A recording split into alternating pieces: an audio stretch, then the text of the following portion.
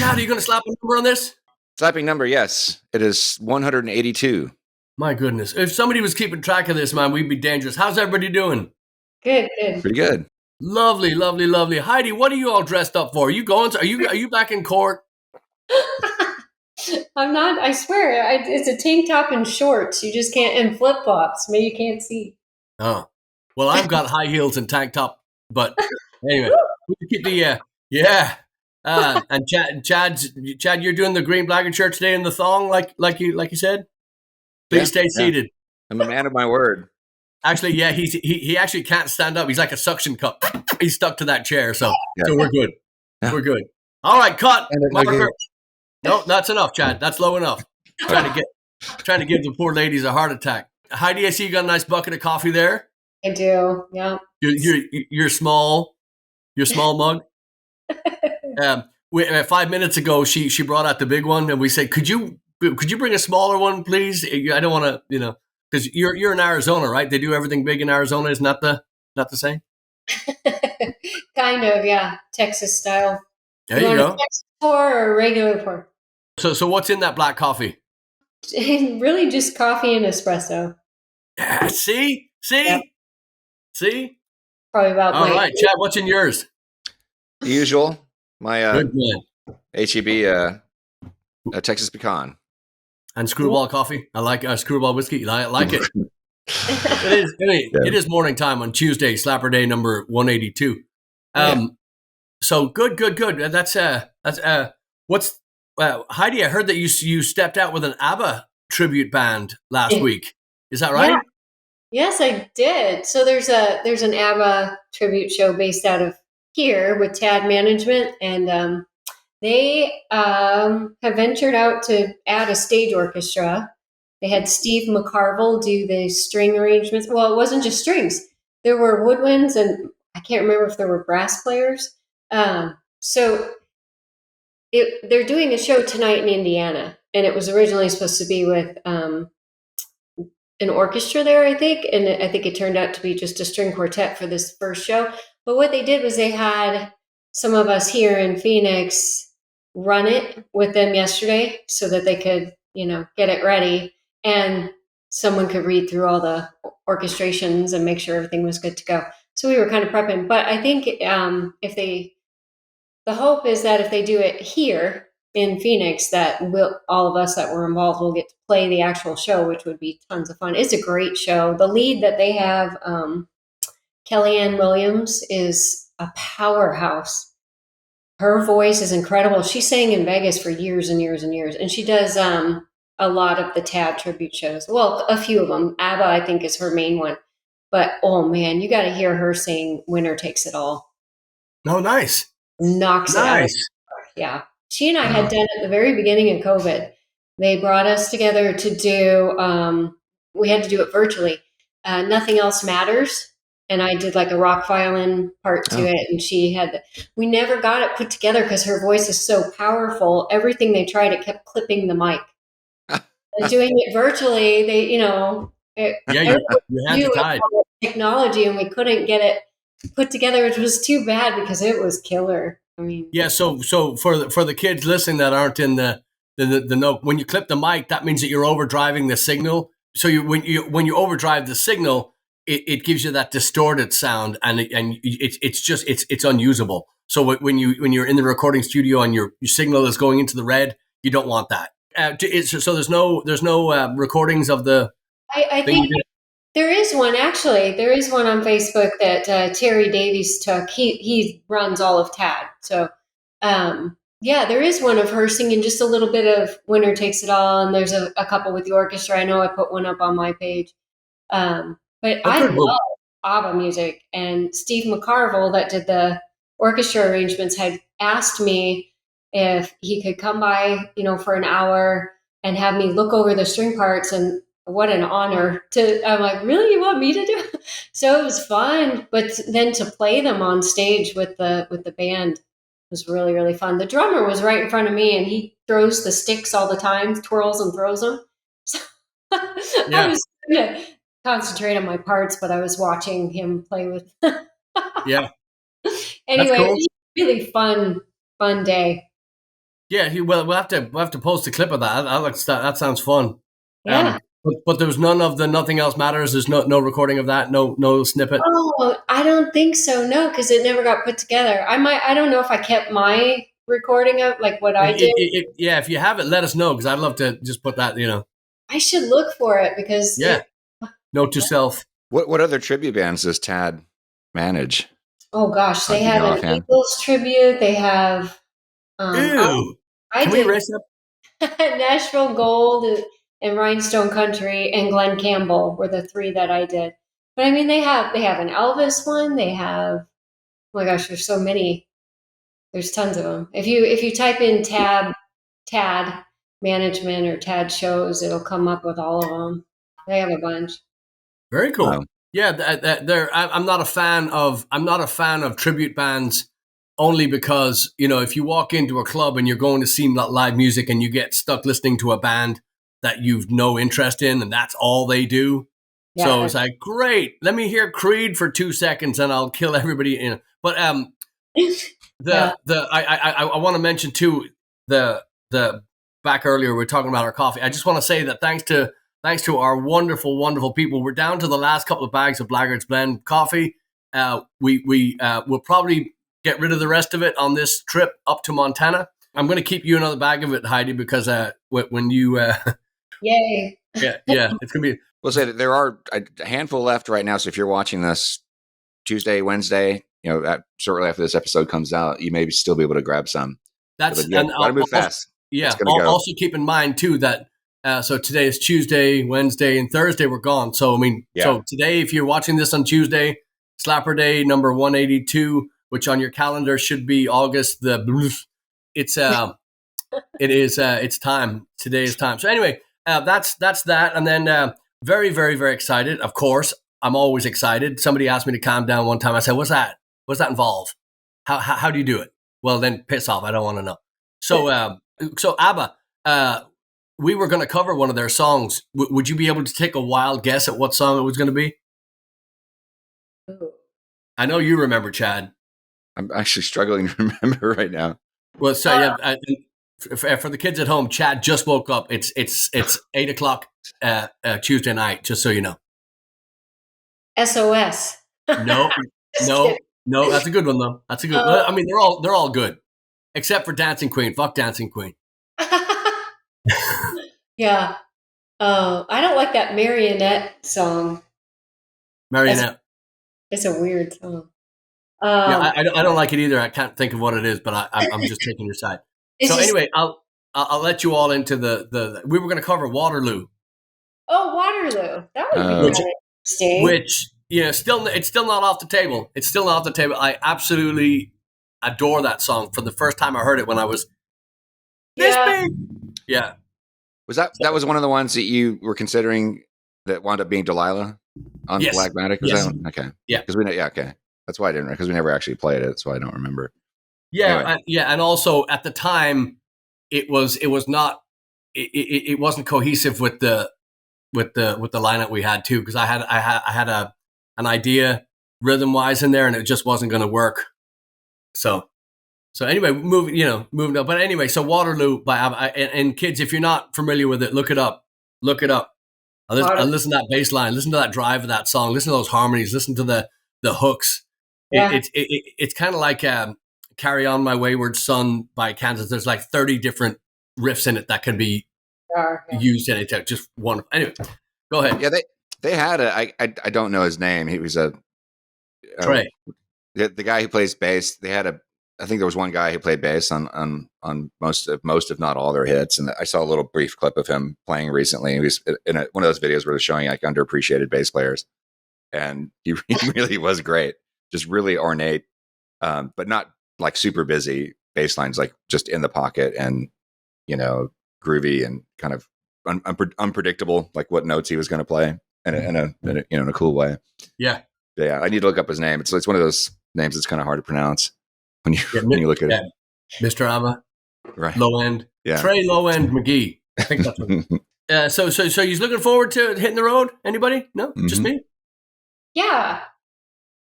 I am. I'm excited to see. I'm going to take that as a no. I just wrote a list of everything I want to bring in the van. Uh-oh.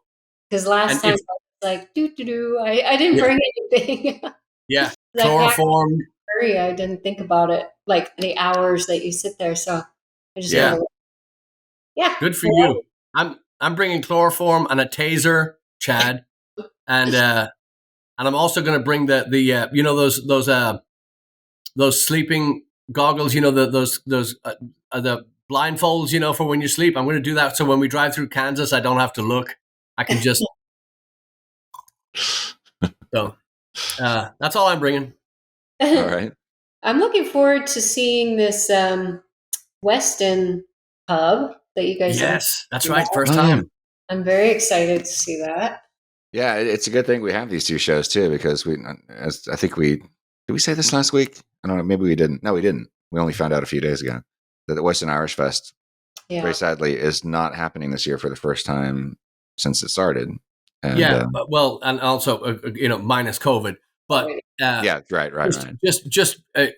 Just so you know, this is not anything to do with O'Malley's. This is not anything to do with them. Everything is out of their hands. They're just being, the logistics. Thanks to, I don't want to say anything. I don't want to speak out of turn, but just it is not anything to do with O'Malley's. Mm-hmm. They have Michael and Corey have worked their fingers to the bone, putting this festival together year after year after year, and it's an ordeal to where it's so you finish on the Sunday night and you basically catch your breath, and then you start again Monday morning working for the next year. They are tireless. They are meticulous. They cover every base when it comes to band hospitality, punter hospitality. Just anybody that walks through the gate, they take care of their volunteers. They're wonderful, and because it was out of their hands, because it was nothing to do with their. It was no fault of their own that they had to cancel this year, and they were strung along to the very end. I had posted on our page that we were just brokenhearted that it wasn't happening, and I didn't want anybody to think that they had, we're not doing it.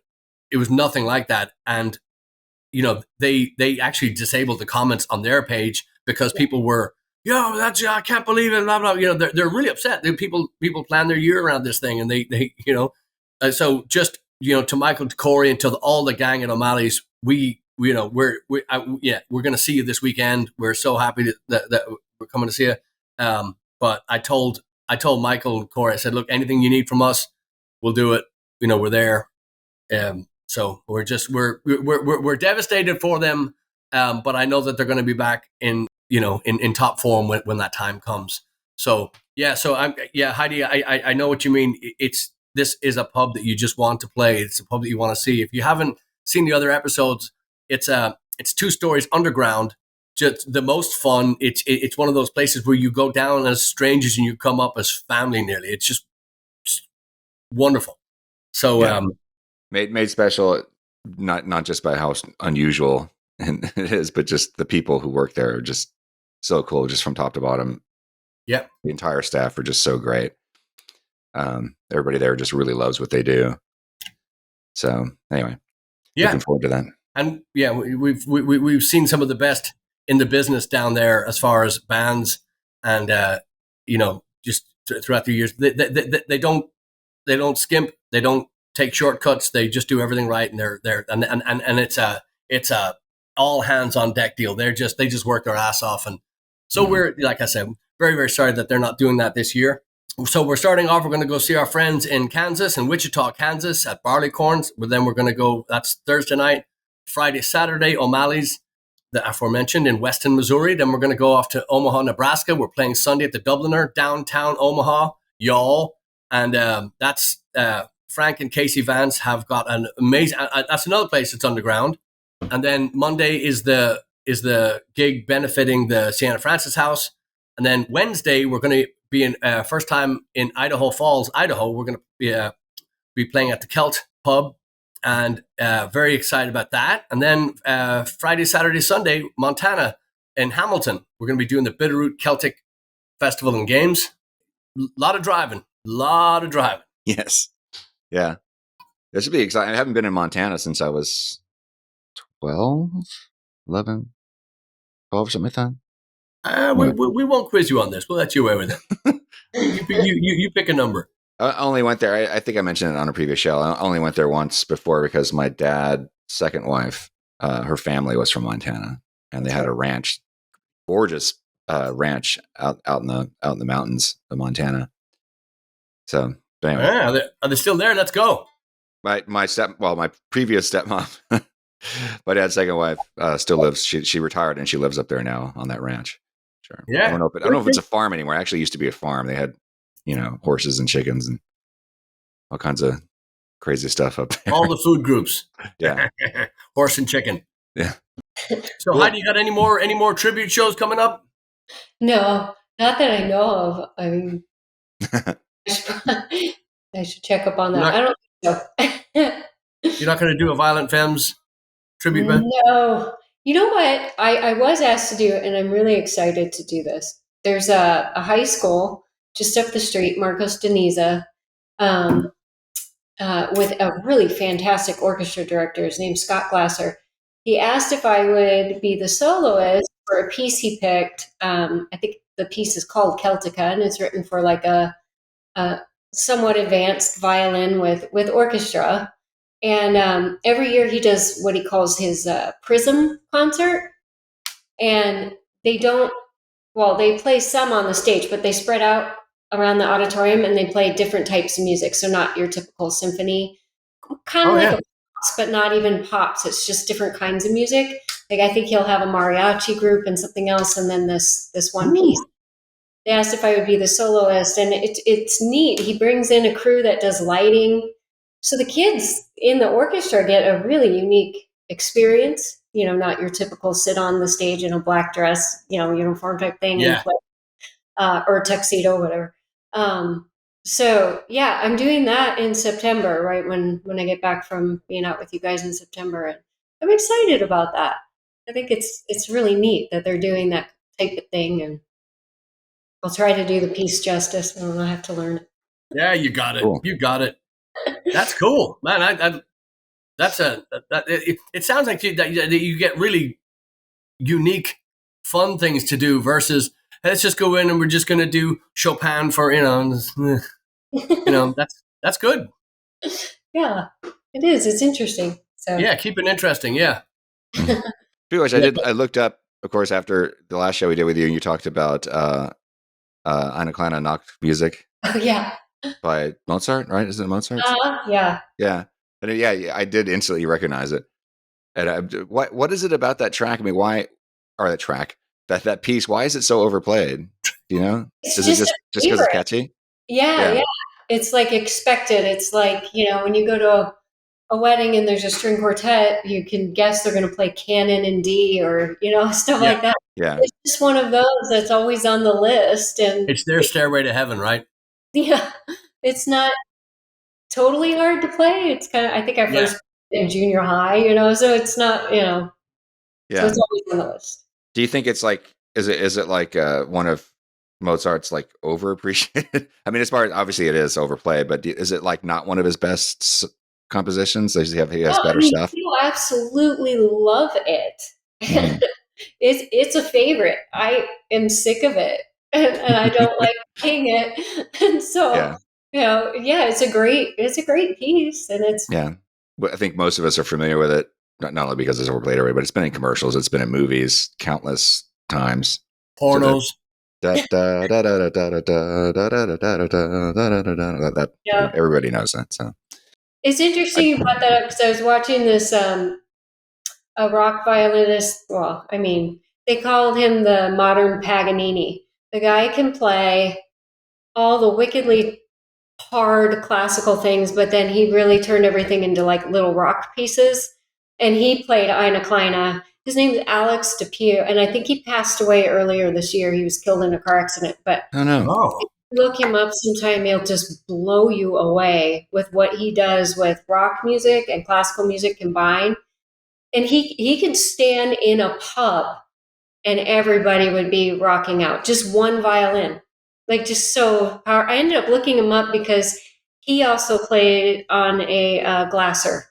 Oh, really? That's her new violin, boys and girls. Do you have it handy? Is it handy? Do you have it? It real quick. Hang on.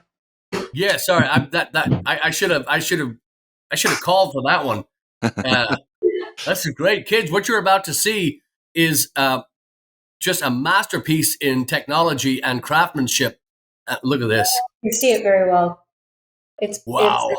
It's like a black and silver. See the pattern in it? Yeah. It fingerprints really easy. Yeah.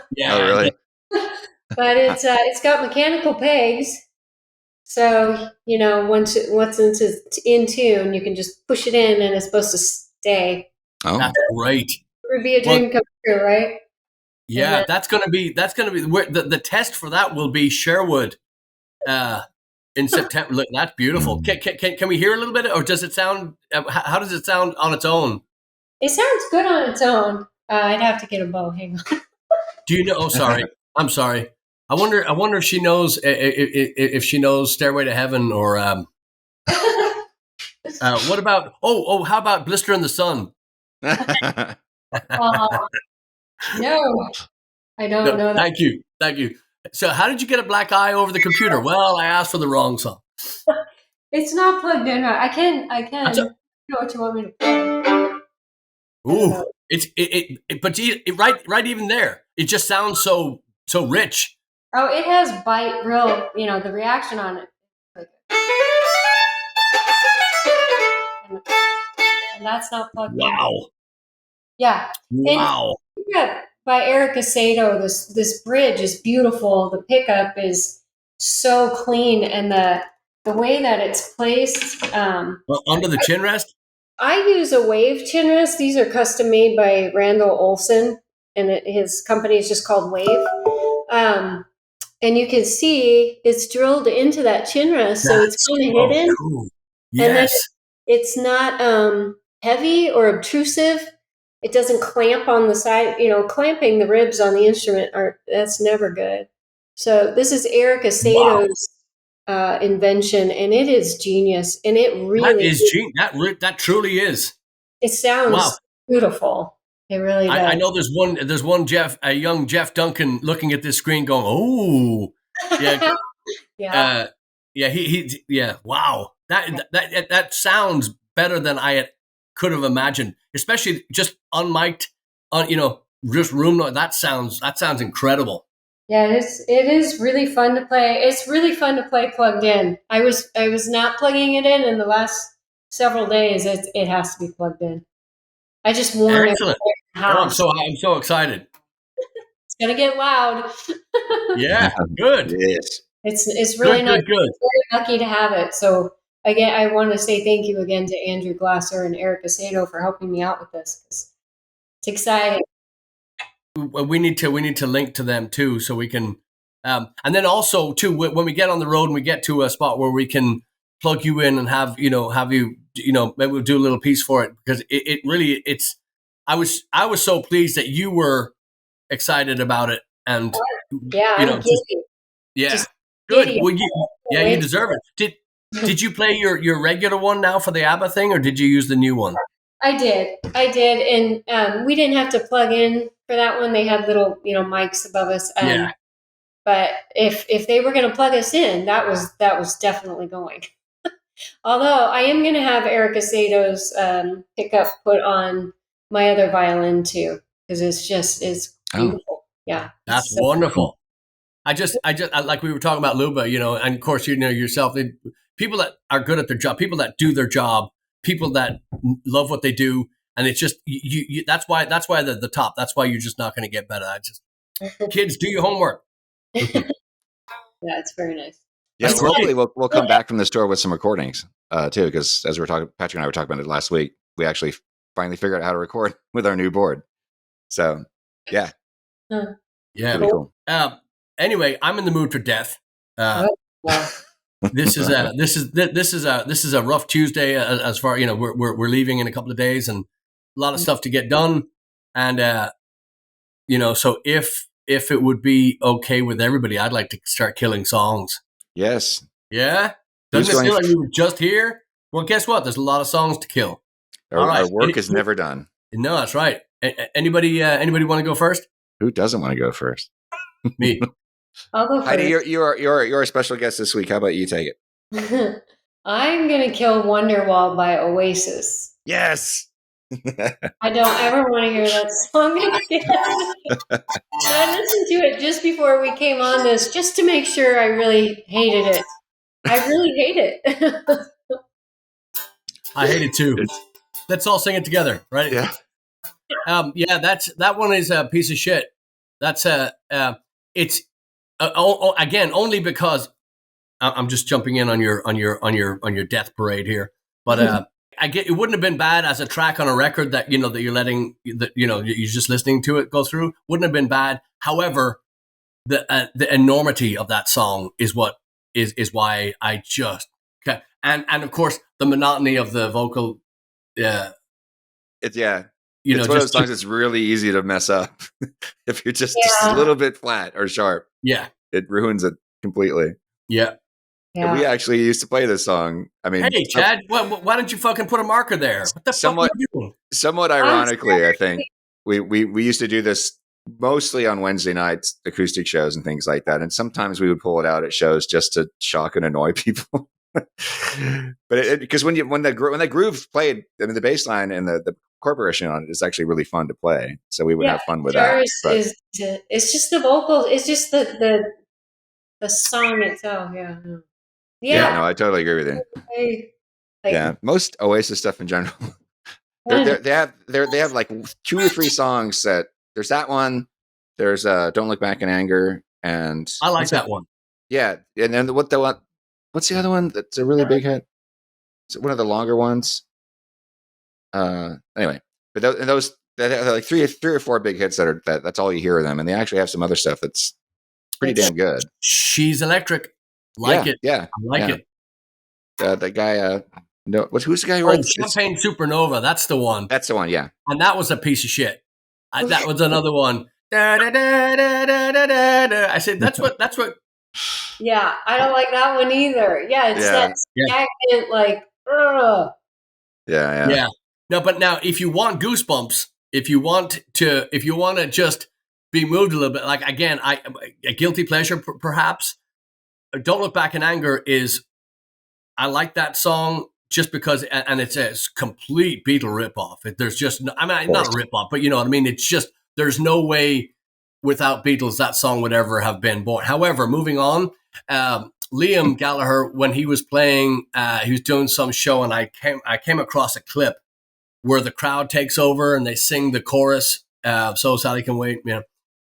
That was one of those goosebump moments where wow, it's truly magnificent watching the energy that's lifted from that and pushed back is really something to behold. But that's me, guilty pleasure. So sorry, Heidi, I jumped all over your.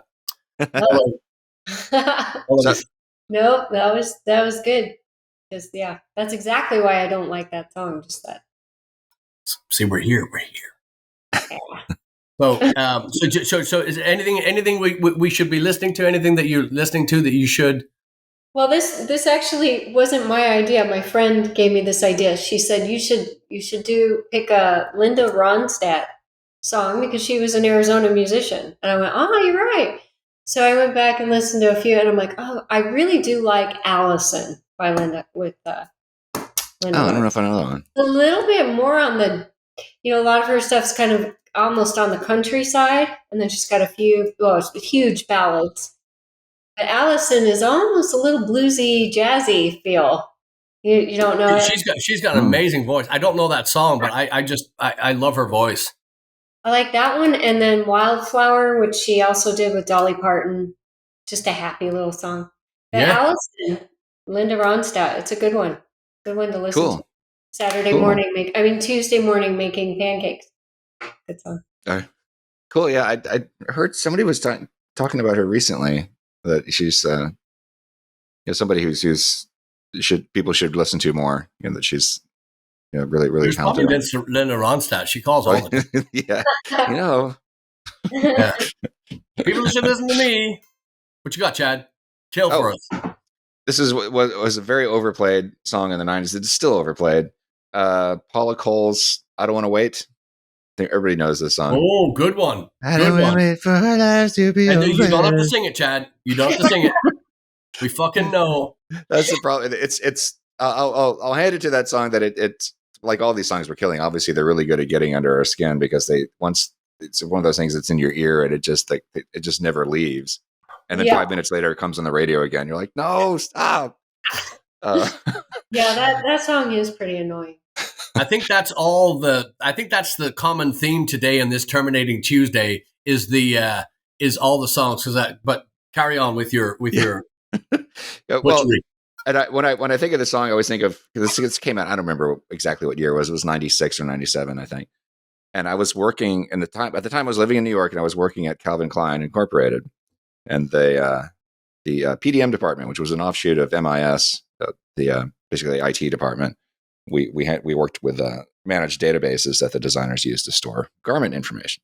It was a very interesting job, but we were sort of like the nerds in our section. No. People, and occasionally other people from IT would come down to work in our area. And there was a guy, I can't remember his name, but he was this really he was this really brash New Yorker who reminded me of like a cabbie, sort of kind of loud personality, and he had kind of long dark hair and a mustache, and he would come down and work on one of the computers on our department, and he would type really loud, like, and drive us crazy. We'd be going, God, could you type a little quieter? He's like, what? Oh, sorry. He had no sense of how loud he's being.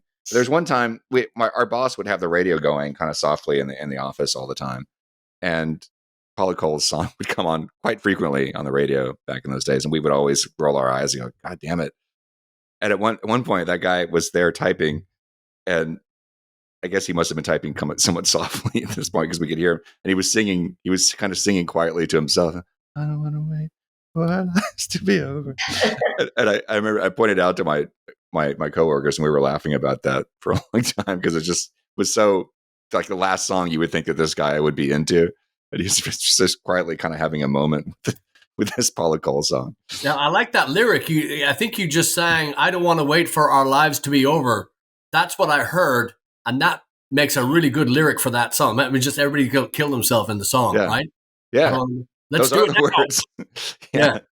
So, and I'm going to replace that with not another Paula Cole song, but another song from that same, maybe in the same year. It was 1997, I think. It was around the same time. I remember listening to it on my portable CD player in the same office. Band called Guided by Voices, and they had a record come out that year called Mag Earwig that I picked up because I liked. They had a video for one of the songs on the record called Bulldog Skin came out, was played on 120 Minutes on MTV a lot at the time. I really liked it. But there's another song on that record that is so fantastic and it's just, you never hear it because, Guided by Voices in general are kind of obscure. But there's a song called I Am a Tree, which is written, the lead singer in that band's named Robert Pollard. And he's a really eccentric character. His music is this kind of strange combination in my mind, like between like early Genesis, The Who, and REM. But it's not early Genesis in the sense that it's like prog rock, because it's not. It's just the lyrical content and the quality of his voice and so forth. He had a guitar player named Doug Gillard, who I think still plays with him. Really talented guitar player and a great songwriter who had been in several different bands before he joined Guided by Voices. And I think it was in the early 90s, he had a band called Gem that was like a single or an EP out, and it had the song on it that Doug had written called I Am a Tree, which kind of sounds like a song by The Who, like maybe like something off of Who's Next or something, in the vein of Won't Get Fooled Again and that kind of thing. And it's just really uplifting. Just the guitar riffs in it are really catchy and it's a fantastic song.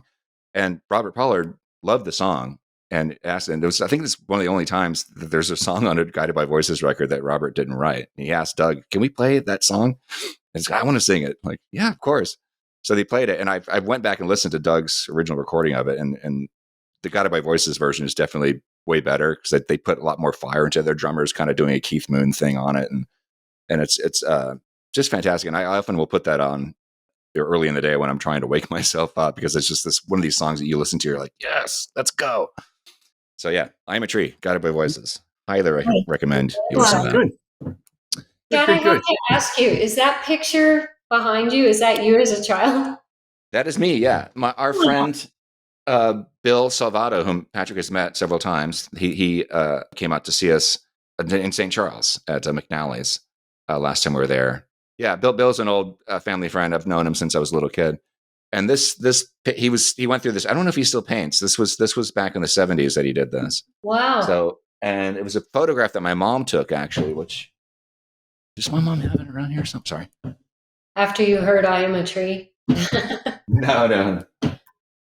I was going to say that there's somebody there's somebody that's judging you over your right hand shoulder. I was just thinking that.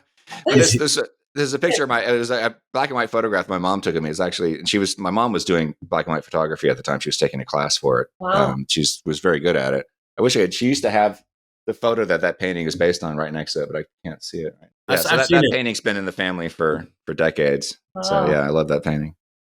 So it's a very special thing. And I did have hair when I was 5 years old. It was glued on though, right? Yeah. We don't want to talk about that. No. Cy Sperling. So unlike yourselves, I don't even bother wasting time going to find out the name of the song. So if we tried to, Chad and I the other day were writing a song, and the bass line reminded me of a song that was on the radio. I don't listen to the radio, but in the clubs that we were setting up and they'd be playing it. And I think it was, is the band, did we decide the name of the band was Forest for the People or Forest of the... You said that, yeah, I didn't know. I didn't. Yeah, I kept looking for my phone. I was going to look it up, but I've anyway, the bass line of the song that we were writing was, it just sounded like that. I was like, stop that. And... what's the name of the song? God, now you see, I just had it a second ago, and then that fucking Paula Cole song that was just poison. What was the name of the band again? For the People. For the People. First for the People. All the. Damn it! I had it. You see, because I hate the song so much, I wasn't even going to give it a second of research out. But I had the name in my head. Now it's completely gone. It's been cold from my mind. You have to sing it. You weren't talking about Spirit in the Sky, were you? No, but that's a great one to kill too. But that.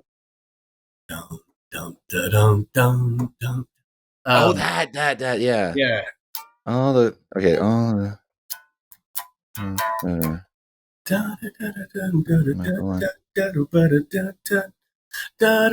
Foster the People. Foster the People. Okay. Pumped Up Kicks. That's what it is. Thank you very much. Anyway, don't even look it up. Don't even just take my word for it. It's fucking awful. It's awful. It's it's the worst. It's just the worst. There's a few big hits like that we used to hear at Fiddle all the time on their playlist that are the kind of songs you don't want in your brain, but the bass line is one of the things that makes it memorable. And that if you took that bass line, did something else with it other than what they did, it would be really cool, because the bass line itself is not bad. It's the thing on the whole, right? That's annoying. Yeah, well, and at that moment where it breaks down, it's kind of got that Brown Eyed Girl feel to it as well. That breakdown in Van Morrison's Brown Eyed Girl, which is another annoying song. A, because of the amount it's played, and B, because it's one of the, as far as he would tell you, it's a throwaway. But I guarantee he bought a few houses with that house, blah, blah, on and on. However, that bass line in the Foster the People, Forest, where did I get that from? And again, like I say every week, you just can't deny the catchiness and stuff like that. Again, I don't want to poison people's ear holes with, these melodies that you just can't escape. However, if you come up with a like the song that we were writing is one of those kind of things that, like, when we were done, I couldn't get the melody that I was singing out of my head. Yeah. And so again, might be a terrible thing, might be an okay thing. But the content of the song is original, very original. And, since it's in its construction stage, it's in that stage of its pure foundation. You just have to get that idea down so you can build on it, I couldn't get the melody out of my head, which is a curse sometimes. Then when you come back to rewrite to add to the song later, when you have to take a minute away and breathe and come back, when you come back, you still can't get that first bit out of your head, which is, Anyway, so without going too far on that, the song that I want to just bring back, and this is going to be controversial because so many people are sick of this song, and so many people never, just have been poisoned, much like Stairway to Heaven or Bohemian Rhapsody, but the song is just top to bottom. It's a great folk song. It's catchy, and I just love the content. I love the lyrical content of it, and I love the way that it's written. And it's written at a time that it should have been. Today, it should be naff or derelict. It shouldn't. It should be one of those songs that didn't translate into the following decades. It's one of those songs to me. And it defied all that stuff to me. And it's the song. If you probably already guessed it, I should just stop. The song is Rod Stewart's Maggie May. And it's one of those songs that, as a kid listening to it, I was like, all right, get you some of that old. But then when you realize the melody and the I don't know if it's true or not, but it sounds like an honest, really powerful, honest number, and steal my daddy's cue and make a living out of playing pool. I mean, that was huge back when I was a kid. The Hurricane Higgins and all the pool players back in the day, these guys were like soccer stars or basketball stars over here. Well, these guys they're big names, and just little things like that in the song was and today it holds up. Everything about it. All you did was wreck my head, and in the morning wreck my bed, and in the morning kick me in the head. Brilliant. And Rod Stewart's voice, like him or not, and I know a lot of people don't like his voice, but more people do than don't. His delivery on that song is just magnificent. Yeah. You've covered that before, haven't you? I don't want to talk about it, but no, I haven't. You haven't? Yes, I have. Yeah. That's a great song. Yeah, I think I did it once or twice, and it was it's one of those songs that, wake up, Maggie, I think you gotta, you kind of got, you can't, I don't think that you can do it. La, da, da, da, da, da, da. I don't think that you can sing it like that. I think you gotta put that little gravel in it. And then when you do that, and of course, this was way back when, this was before, now we can do 7, 10, 12, 15 shows, we can do a bunch of shows every single night. And I kind of know how to do it now. And so you're not killing yourself. But back then, that song would just put me in the poorhouse vocally for, Yeah, you're right. I hadn't really thought about what a high register that is. It's high, but it's also, like I say, when there's different ways to sing. If you're going to sing breathy, if you're going to be the like a Celine Dion or a Barbara Streisand kind of thing, and you're going to do that, there's a complete wrong way to do that will butcher your voice. But there's there's techniques that you learn over time to keep your stamina and your voice intact. But the same thing is with heavy singing too. I remember back in the 80s, I think, and I want to say Iron Maiden were the number one touring, or I mean, they had the most dates of a year. They would tour 300 and teens days out of the year, and that show production plus just all the logistics of putting that thing together, and then having that guy go out and sing and do those. Or the whole band, you're not allowed to stand still in that band. If you watch any of their live videos, you will notice that they do not stand still, and there's nobody allowed. The drummer's not even allowed to sit still. But you do learn. You learn how to give, sing to your potential and to your maximum, but also keep that. You learn the tricks of shortcuts and whatnot, so you can keep it up. Night after night after night. So I'd be curious to know too, what's a Blaggards record for consecutive shows? I remember there was one. I can't remember. This was a while ago, but there was one September where we were playing. I think like 4 shows a week, at least, like every week. But I think that probably, as far as consecutive shows, like on nonstop in a row, it would have been one of the tours. Yeah, California, I think. Yeah, but also the first Ireland tour is one that comes to mind too. We were there for a week and a day or something like that. And we literally 9 days, 9, 10. Yeah, well, whatever it was, we literally played every single night that we were there, including the very first night.